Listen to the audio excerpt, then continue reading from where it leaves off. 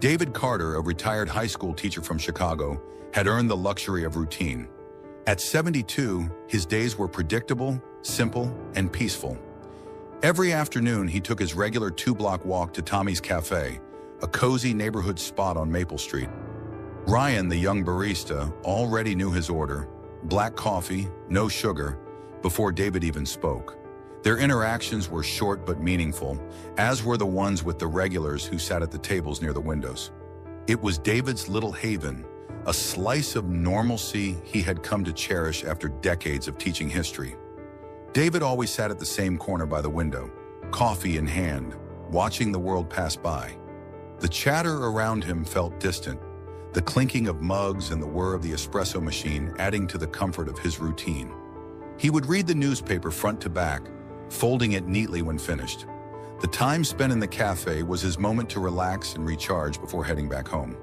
With summer temperatures creeping up in Chicago, he usually left before the heat became unbearable. But that day, something felt different. As David stepped out of Tommy's Cafe, coffee in one hand and his newspaper tucked under his arm, a low hum of unease crept into the air. The street was quieter than usual, the normal background noise of the city suddenly muted. David couldn't place it, but a nagging feeling settled in his chest. He was just a few feet from the door when a black and white squad car pulled up, the sound of its engine breaking the stillness. The car slowed to a stop directly in front of him. For a moment, David considered walking past. Maybe they weren't here for him. But then the driver's side window rolled down, and 2 officers emerged from the vehicle, moving deliberately toward him. One was young, probably in his early 20s, with a buzz cut in a rigid posture that suggested he was still finding his footing on the force. The other was older, perhaps in his mid-40s, with a broad frame and a certain authority that radiated from him. He had the kind of presence that made people listen, even when his tone was less than welcoming. "Sir, can we see some ID?" The younger officer's voice was flat, robotic. David blinked, assessing the situation. His heart didn't race. It had been here before. He knew what this was. Another stop, another encounter. His father and grandfather had warned him about these moments. The world might change, but some things stayed the same. Stay calm, don't escalate, don't make sudden movements. He tilted his head slightly. "Is there a problem, officers?" The older cop shifted his weight, one hand resting on his belt. "We got a call about a suspicious person matching your description," he said, his words heavy with authority. David glanced around. The sidewalk was quiet, but there were a few bystanders, a woman with a stroller, a man on a bike, who had slowed their pace. The world was watching, and David couldn't help but feel the weight of their gaze. He looked down at his own clothes, khaki slacks, a button-up shirt, a neatly trimmed beard, coffee in hand. He didn't fit the description of a criminal. He barely even fit the description of someone suspicious. "You sure about that?" he asked, arching an eyebrow. The younger officer squared his shoulders, trying to appear more confident. "We just need to check your ID. Standard procedure." David knew exactly where this was going. He had 2 choices: comply and walk away, or stand his ground. He had dealt with situations like this too many times before to be intimidated. He reached into his pocket and pulled out his wallet, but before he could hand over his ID, the older officer took a step forward, one hand hovering near his belt. "Stop!"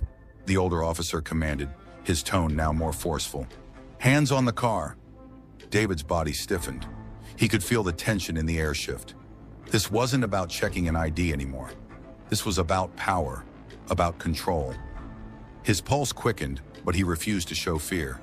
He had seen this happen too many times on the news. Too many stories of men who didn't make it out of situations like this. "Can you tell me what I'm being detained for?" David asked, his voice calm but firm. The younger officer hesitated, looking to his partner, but the older officer didn't budge. "You fit the description," he repeated, as if that explained everything.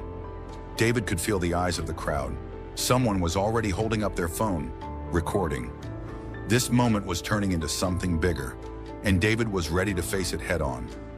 David felt the tension in the air shift, heavier now, the street noises drowned out by the rising beat of his pulse. He could sense the shift in the officer's demeanor, as they closed in on him. The older cop, Mark Denny, stepped closer, his hand never far from his belt. His posture was solid, a practiced ease in his movements, a signal of his authority. The younger officer, Brian Holt, remained a few steps back, his rigid stance betraying his inexperience. He was uncomfortable, unsure, but still following his partner's lead. David knew this wasn't a routine check anymore. His gut told him it had escalated, and the warning bells in his head had started to ring. He wasn't just a random man on the street anymore. He was a target, but he wouldn't give them the satisfaction of seeing him rattle. "You sure about this?" David asked again, his voice low, steady. The younger officer hesitated, but Mark Denny's gaze remained fixed on David. "We're following up on a call," he repeated, his tone colder now. "That's all." David glanced around again. He noticed a few more people had slowed, some curious, some watching intently. The woman with the stroller had stopped walking, her eyes flicking nervously between the officers and David. The man on the bike was now standing a few feet away, his phone subtly raised, camera aimed in their direction. "Suspicious," David muttered under his breath. His hands were still visible, resting at his sides, though his nerves were starting to tighten. The older cop's aggressive posture, the way he kept edging closer, made his intentions clear. David had been stopped like this before, but something felt different this time. "You have any weapons?" Brian Holt asked, still standing behind his partner, though his voice now had a slight tremor to it. David exhaled slowly. "Do I look like I have a weapon?" He let out a short, bitter laugh. The absurdity of it all made him feel both exhausted and angry. He turned his head to face the younger officer. "Is this really happening?" Brian glanced at Mark, who gave a small, almost imperceptible nod. It was clear now that Mark was in charge. He was the one calling the shots, and Brian was simply following his lead, even if it was becoming increasingly obvious that this situation was spiraling out of control. David kept his gaze fixed on the younger officer. "You sure about this?" he asked again, his voice calm but sharp. The crowd had grown slightly, people standing a few feet away, observing but not intervening. Some had their phones raised, capturing everything. This wasn't just another routine stop. This was a moment that would be seen by others, maybe even the world. Mark Denny seemed unfazed, though. His eyes narrowed and his voice became more forceful. "Just cooperate and you'll be on your way," he said, like he had said it 100 times before to someone just like David. The subtext was clear: comply, or things could get worse. David's frustration simmered beneath the surface, but he kept himself in check. He knew all too well how easily situations like this could escalate. His hands twitched and his mind raced, but he remained still. He had seen too many stories end tragically after a simple stop. Too many times had he watched the news, seen another man, another black man, forced to the ground, restrained, or worse, because of a mistake, a misunderstanding. "I don't resist, I don't fight, I don't run," David had told his daughter Emily countless times growing up. He'd told her that these were the rules, the survival instincts they both had to live by. But right now that rule felt heavy in his chest. The weight of it all was too much. Suddenly David made a decision. Slowly, carefully, he reached into his pocket and pulled out his phone. He knew what it meant.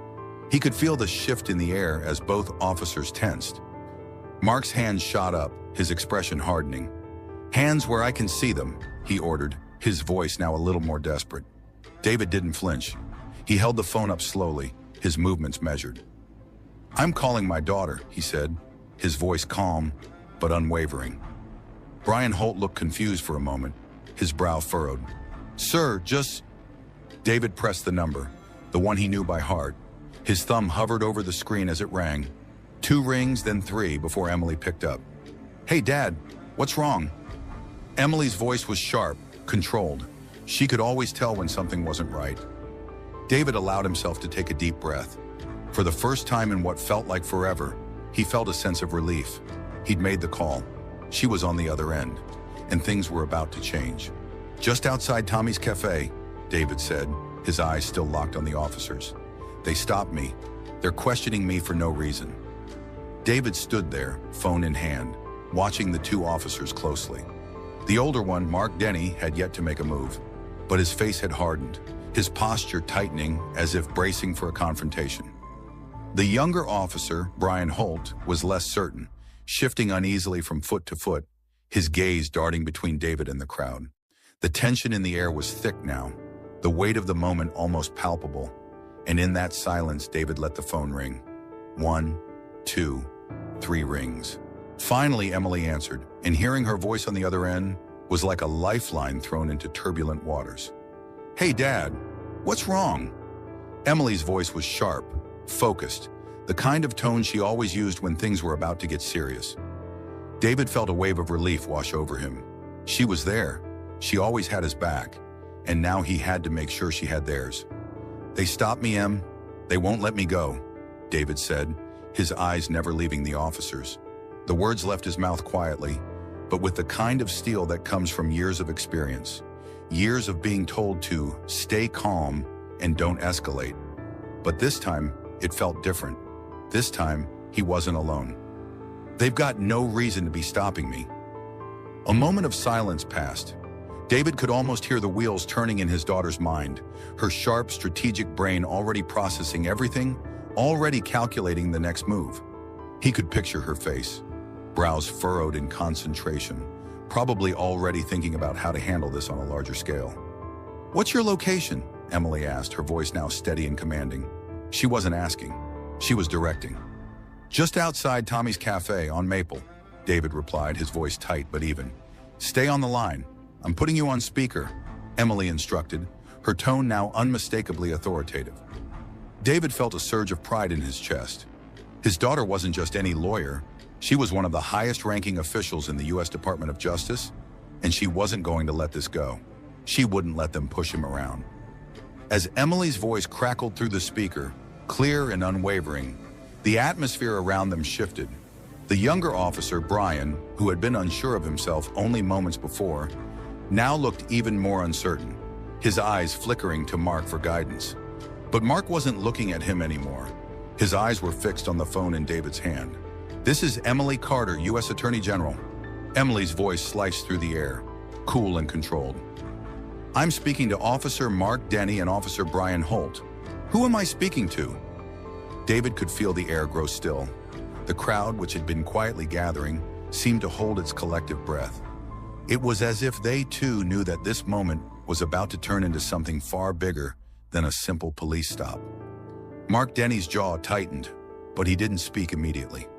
Brian Holt took an instinctive step back, his body language defensive now, as if trying to distance himself from what had just escalated. They both knew who Emily Carter was. They didn't have to be told. For a moment there was silence. David, who had been holding his breath, exhaled slowly, never looking away from the officers.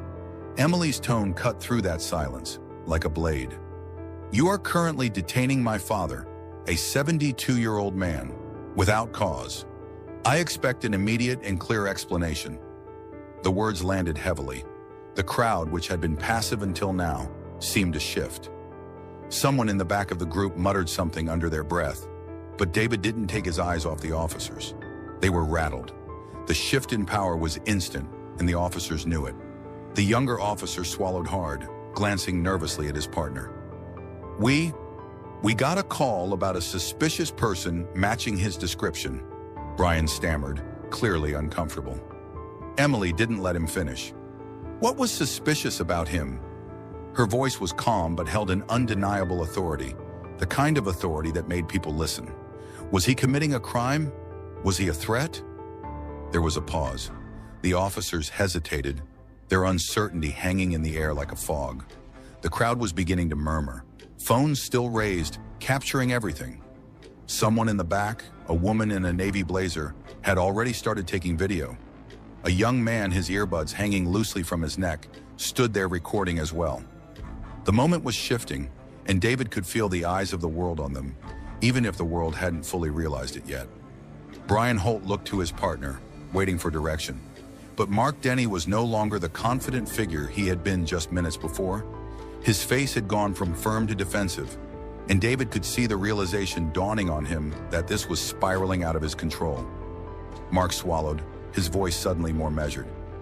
"It was a misunderstanding," he muttered, his gaze shifting to the crowd that had gathered. He was trying to backpedal, to get the situation under control, but it was too late. The officers had made their move, and now the world was watching. David's grip tightened on the phone, but he didn't flinch. He had done his part. Emily was already on it. The crowd had already seen enough, and the story, whether the officers liked it or not, was already unfolding. The moment was frozen in time. For a brief second, the world seemed to stop as the silence thickened. The officers stood there, caught in the weight of their own actions, unsure of what to do next. The crowd around them, previously passive, was now stirred. People were recording, watching, and waiting. The tension in the air was palpable, and the officers knew they had lost control. David stood still, calm, his eyes never leaving the officers. His hand still held the phone up, the speaker on, and Emily's voice, clear and unwavering, echoed through the quiet street. "Am I free to go?" David's voice broke through the stillness, his question simple but heavy. He wasn't looking for an argument. He was just demanding a clear answer. The crowd around them was growing, the curiosity spreading like wildfire. More people had stopped. A man in a mechanic's jumpsuit had pulled his phone from his pocket, recording every move. A woman in a navy blazer, her face set in disbelief, was speaking softly to someone beside her, her phone still raised. They were witnesses now, part of the growing audience that was witnessing this clash between David and the officers. The younger officer, Brian Holt, shifted on his feet, his eyes flickering between David and his partner. Mark Denny, the older officer, remained stoic but visibly uncomfortable. The shift in power had been too swift. Emily Carter's presence, even over the phone, had turned the tide. David was no longer just a man in the street, someone who could be intimidated or pushed aside. Now he was someone with power behind him, someone who could not be so easily dismissed. And that power wasn't just his daughter's position, though that had undoubtedly given the officers pause. It was the collective power of the crowd, the cameras, the truth being laid bare in front of them. "I told you," David said, his voice low but firm. "I don't resist, I don't fight, but I won't be pushed around." Mark Denny glanced at Brian again, his frustration now boiling to the surface. His hand hovered near his belt, the movement so slight it was almost imperceptible. But it didn't matter anymore. The damage was done. Brian Holt cleared his throat. "Sir, we're just doing our job." David's eyes narrowed. Your job is to protect and serve, not to harass, not to make assumptions about people based on the way they look or the color of their skin." The younger officer recoiled slightly at David's words, his uncertainty deepening. He wasn't trained for this kind of confrontation.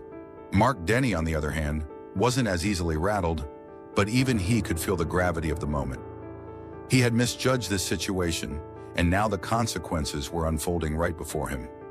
The crowd had started murmuring, a ripple of voices that made it clear this wasn't just about David anymore. This was about something larger, something that had been building for years. The eyes of the world weren't just on them. They were on the entire system that allowed moments like this to happen, and they were waiting for an answer. David exhaled slowly, letting the moment sink in.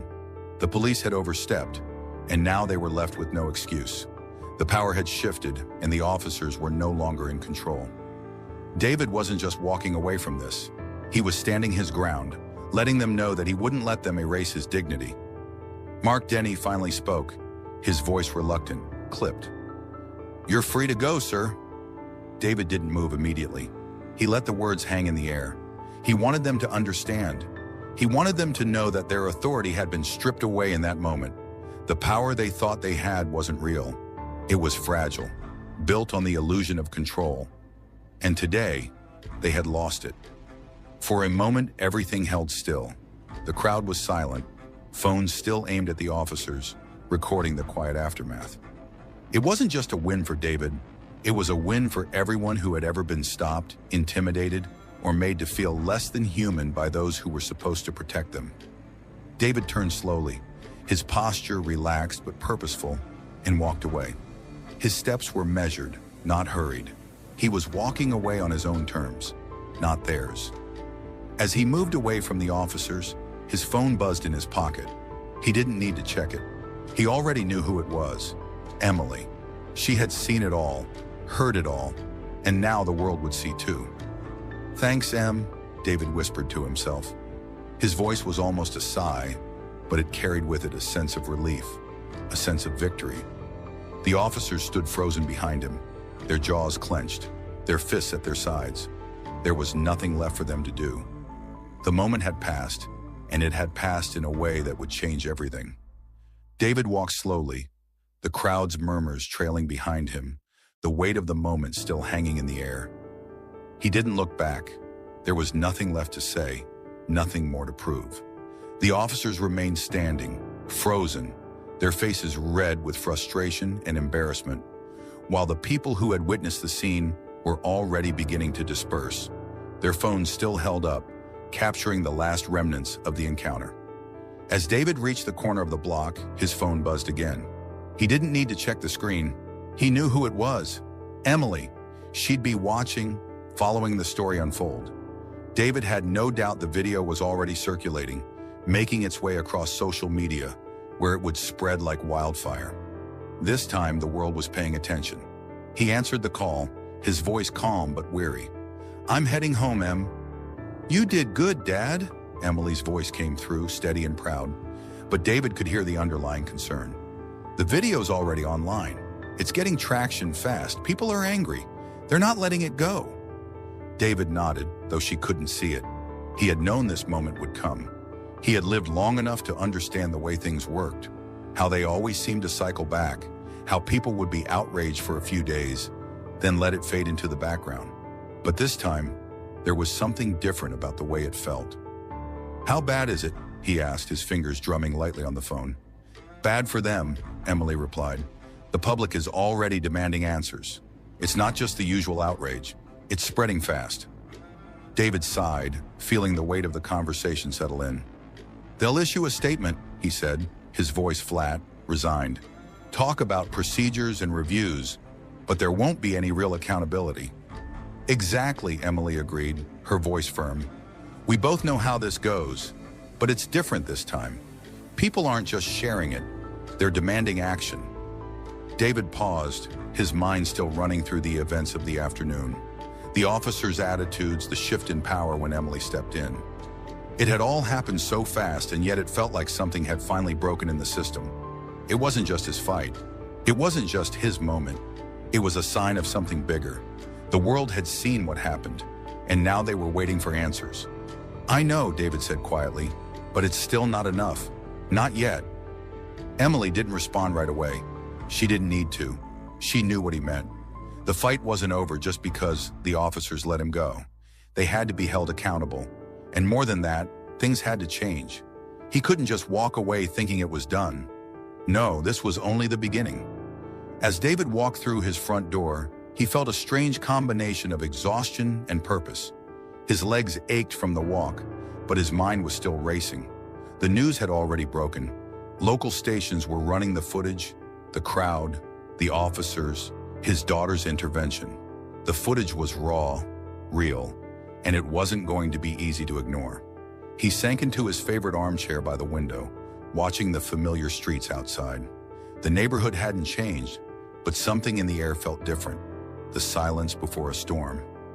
David knew the world was watching, and it wasn't going to forget what happened on Lincoln Avenue. His phone buzzed once more. This time it was a message from an old colleague, a retired professor who had seen the video. The message was short but filled with conviction. "Proud of you. This had to happen." David stared at the message for a moment, unsure of what to feel.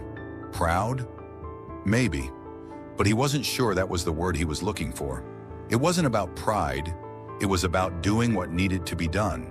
It was about standing up, speaking out, and ensuring that things didn't continue as they always had. The knock on the door came softly, but David knew who it was before he opened it. Emily stood there, arms crossed, looking him over like she was checking for any hidden wounds. She had flown in, of course. Of course she had. "You didn't have to come," David said as he stepped aside to let her in. "I know," she replied, giving him a knowing look. "But you don't think I'd miss this, do you?" They sat together in the living room, the TV murmuring in the background as the anchors discussed the incident. News clips replayed the video from different angles, showing the officers, the crowd, and the moment the power shifted. It was everywhere now, on news channels, social media, in people's conversations. The conversation had already begun, but David knew the real work had just started. Emily rubbed her temple, her exhaustion starting to show. They'll try to spin it, issue the usual statements, but we can't let them get away with it. David nodded, glancing out the window at the neighbors who had gathered in front of their houses, some talking to reporters, others just watching, waiting. The message was clear. This wasn't just his fight anymore. It was everyone's. They won't forget, David said with a small smile. Not this time. Emily leaned back, looking at her father with a mix of admiration and determination. Then let's make sure of it. David chuckled softly, shaking his head. You've always been the stubborn one. I get that from you, Emily replied, a rare smile tugging at her lips. Now let's get to work. David took a slow sip from his coffee, feeling the weight of everything he had done and everything that was to come. He wasn't sure what the future held, but he knew one thing. The world wasn't turning away from this one, and neither was he.